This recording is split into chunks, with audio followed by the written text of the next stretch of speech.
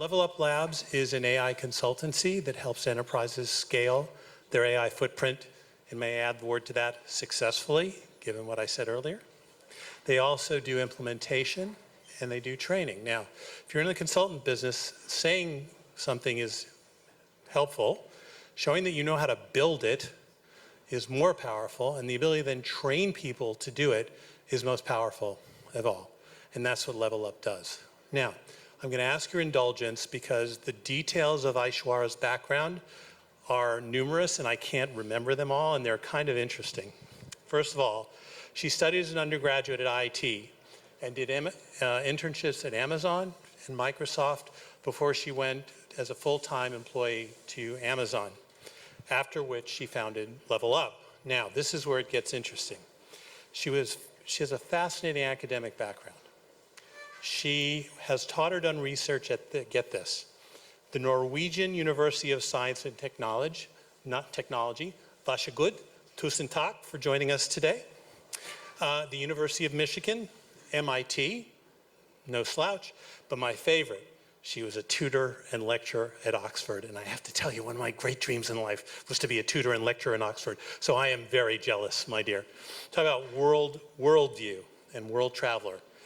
Join me in welcoming Aishwarya to the stage, talking about building AI like traditional software. This is the clicker if you want, whichever you'd prefer to do. That's the longest intro I've heard of myself, so thank you. All right, a lot of that information is not about me, but I am the founder of Level Up Labs, and before this, I worked at AWS. I worked for an organization called Gen AI Innovation Center, where we built bespoke generative AI solutions for AWS clients, and that's what I do now outside AWS. So a lot of what I'll be talking today is from my experiences of building these solutions for a bunch of different clients. And sadly, I won't be using the terms RAG, multi-agents, MCP, and all of that today, but hopefully the talk will still be useful before you boo me. So my talk is titled Stop Building AI Like Traditional Software, and it's kind of weird because the past speaker just said AI is so much like software. But I want to probably point out two very fundamental differences. Yes, building AI is somewhat similar to traditional software as well as similar to machine learning. But then there are these fundamental differences that most people who come from software engineering kind of ignore, and I want to kind of throw light on that today, and also introduce a framework that you can use regardless of whether you're building agents, whether you're building RAG systems, whether you're building whatever to do with generative AI, right? Most of you have probably seen this before. It's the traditional CI/CD pipeline that you would build, that you would use in traditional software, right? Most of the times, the feature prioritization in traditional software follows cycles of, build, code, test, deploy, and all of that. Because the user behavior is kind of expected and well tested. And if you really think of it, the interface for users in traditional software is very well defined. It's things like buttons, clicks, options, etc. And then you have a backend powering that, right? You have web servers, DBs, APIs, and all of that. And generally, when you've done your integration testing, when you've done your unit testing and all of that, you assume that it kind of works fine. But that kind of fundamentally changes with AI systems because now you're opening up users to a much larger surface area of interaction, which means that users can talk to these systems, they can show videos, they can upload images, and just the space of that is pretty high. And you have your AI model in between, which is kind of interpreting all of this, right? And AI systems are non-deterministic in nature, which means there's far more uncertainty, both on the user input side as well as the output side, right? Which kind of makes things much more harder. And especially when you're trying to build, systems that are way more autonomous than before, that have some level of agency, things can get super complex, right? And just the fact that your, AI systems take multiple different decisions, each of these errors can ripple on top of each other. So when you're building features now, it's no more layering one feature on top of the other and assuming that it'll just magically work because there are multiple levers of autonomy that you're weaving into your systems, right? And that's why we start with these two notions, which is AI systems are far more non-deterministic as compared to traditional software. And builders must plan for what I call the agency control trade-off, which means every time you give your AI system some agency, you as a user or you as a builder are losing some control, right? And all you have to do is figure out whether it's okay to give up that control or has your system earned that agency, right? And that's where I introduce the concept of CCCD, which is continuous calibration, continuous development. It's a framework that you can think about when you're building AI systems. And a lot of this has been drawn on the kind of implementations that I've done before, so kind of watered it down into a framework that you can have in the back of your mind when you're solving for a business problem, right? The whole point of CCCD is this. In AI systems, sampling behavior is key and acting on it is key, right? Just because you don't know how user behavior looks, you want to deploy quickly and sample behavior and work on top of the behavior that you're seeing. And the second idea is to iterate until you understand how your system works and iterate from high control to lower control, right? You'll kind of see that there's higher agency as you go through the loop and lower control as you go, right? And the steps in each of these are kind of pretty similar to CI/CD, but then translated to the AI space, right? I will go through each one of these steps in a specific example so that it makes much more sense. I will also leave a QR code to my blog, which is much longer, so don't worry about the images. The example that I'll go through is a fully autonomous customer support system. Customer support is something that everybody wants to automate at this point, so I felt it would be a nice use case to pick up, right? The idea would be to start off with a very high control version and then iterate on top of that, a low agency version, and craft a reference data set that you can start with so that you can test your behavior, right? And this data set essentially anchors your expectations and supports reliable evaluation. A simple example of how we want to scope this problem is to have a V1, which is just routing. Your system will basically classify and route the ticket to the correct department, and build a V2 on top of that, which is a co-pilot, which can probably route and look up relevant standard operating procedures for your customer support agents, and then suggest potential resolutions, but not do those resolutions, right? And then build a V3, which is your kind of autonomous agent, where you have your agent itself draft and auto-resolve common tickets, etc. So you kind of see how the control is decreasing over time and the agency is increasing, and how you can build versions of AI products that gain trust over time.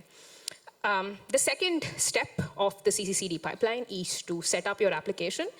And you set up your application with the simplest possible architecture that you can build that can solve for your reference data set. You don't over-engineer at this point. You log all the user interactions, system responses, and all of that, and make sure that there are fallback mechanisms, right? Most of the times when companies are building products, they do not think of fallback at all. What happens if your AI makes the wrong decision? Do you have processes in place so that humans can take control? And when you're building your initial versions, you want to make sure that humans can take control, right? And then you should set up mechanisms so that users and operators can easily override AI decisions. This is the point where you don't want to over-engineer, right? When you do not have behavior data, don't over-engineer it, just solve the problem. And the third step is probably the most important step, which is setting up evals, understanding what are your task-specific scoring measures in order to get your performance. And unlike traditional tests, you need to account for the non-determinism. For the V1 example, which is the routing assistant, it could be anything as simple as the routing accuracy, like did the AI system route queries into the right department? And let's say you have a retrieval pipeline, then some retrieval metrics in order to measure for those, right? And you can use your reference data set to validate these evals and ensure that they cover key use cases and all of that.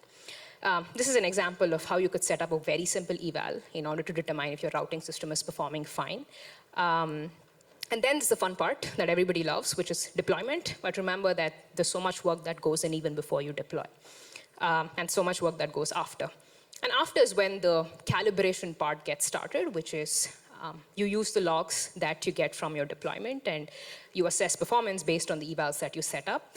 Remember that if you're a larger company, you're probably having a lot of interaction data, and you need to think of sampling mechanisms on which you will run evals. You can't be letting your eval cost become greater than your application cost, right? There are all of these LLM judges and LLM juries and stuff like that, but sometimes, and most of the times, very simple evals can also do the job. And so sample wisely and also set up your evals such that they're actionable. And then you also get to establish a baseline on real data, on real user data. And this is a very simple example of how you could run your evals. Like you have a user query, you have the AI router department, you have the human router department, and you just figure out if it's right or not.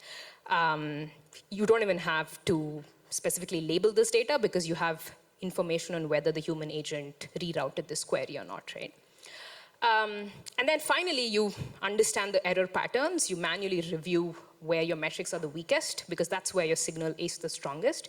You pull out probably 20 to 50 low accuracy cases per segment, and sadly, there's no way to automate this in your version 1. You want to be looking at your data. You want to be understanding where your evals are performing bad and kind of improve them.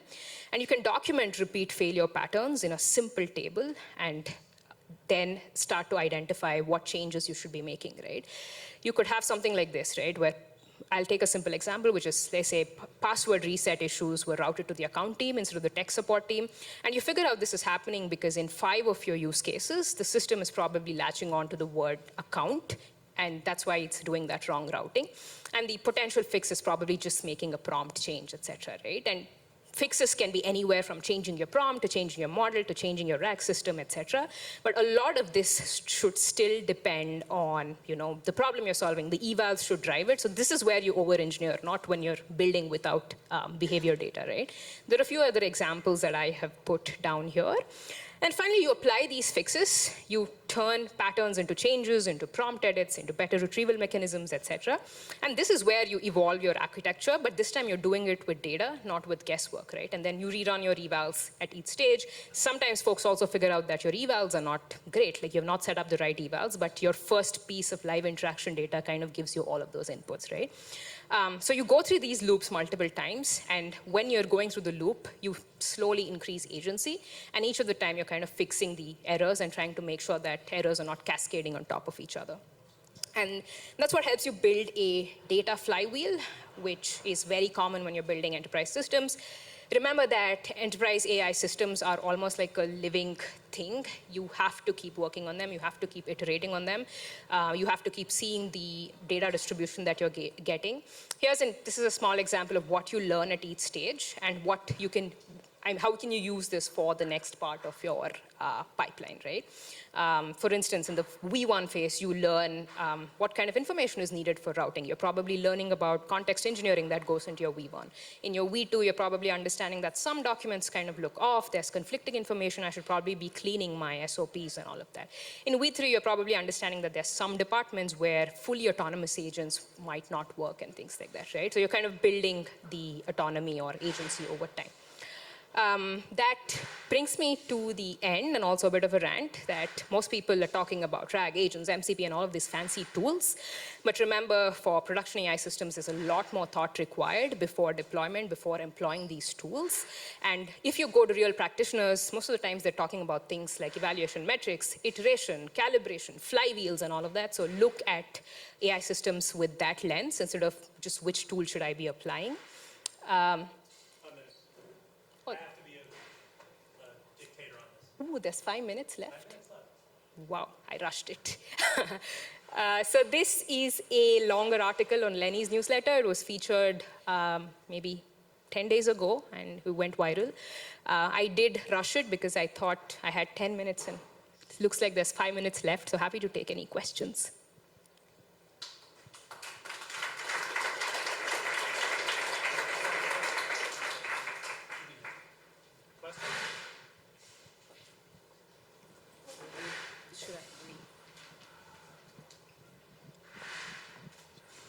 Thank you. Questions? Anyone? There you go. I like it. Thanks. There is a concept of primary agent problem. You're probably familiar with it.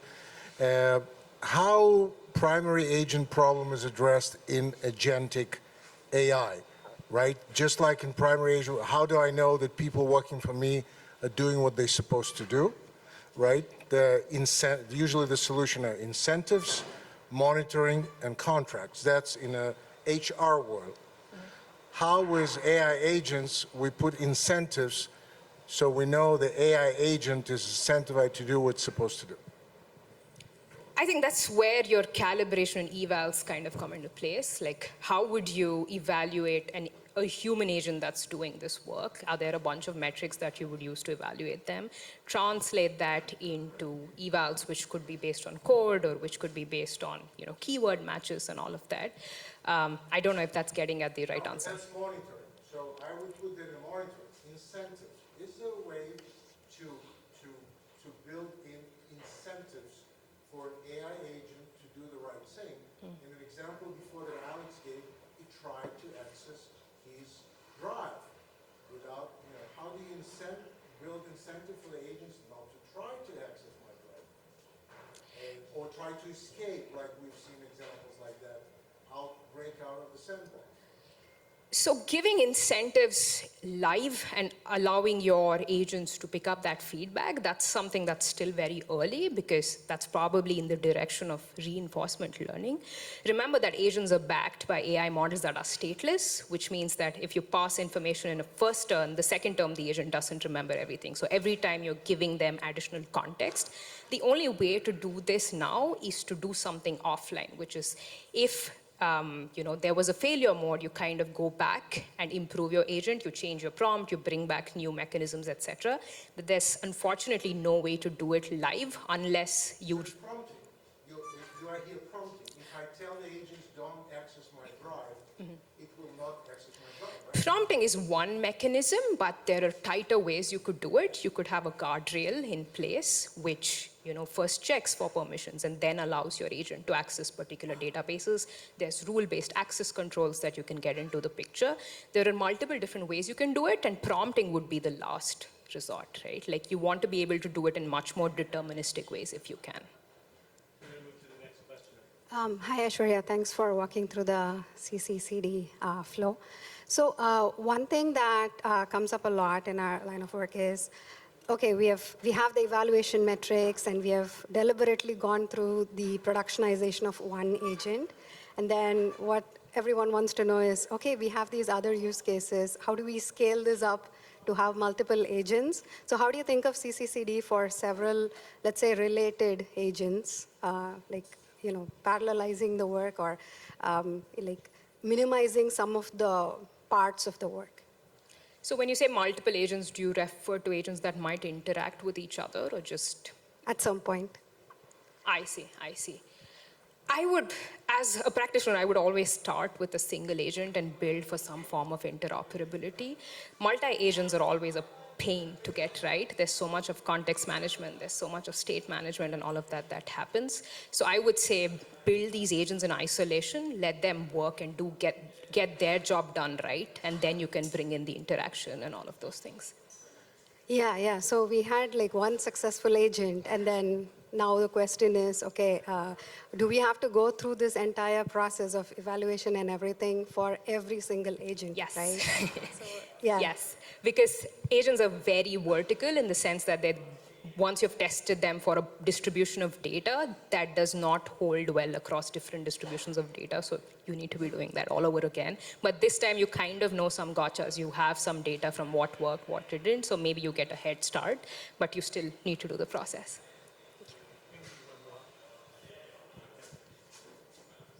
Hey, Aishwarya. Quick question. When you are working on eval calibration, do you follow a specific format? Like, do you only stick to numeric evals or Boolean or, decimal? Do you know? I try to keep my evals as deterministic as possible. I wouldn't bring another non-deterministic, entity.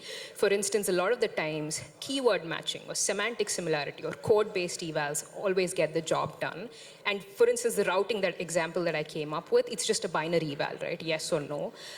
When you go to cases like summarization or longer text evaluation, you cannot be doing those kind of things, and that's where you want to bring in LLM judges, which are far more insightful in answering these things. But I would always start with something far more deterministic, and then move up if they cannot solve your use case. Right. Thank you.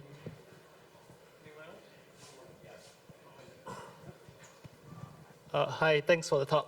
I'm curious about if, let's say, you're in the feedback loop, you require some expert knowledge, right? That it's hard or expensive to get experts to review it all the time. Do you have any tips on, like, I guess, how do you scale that process?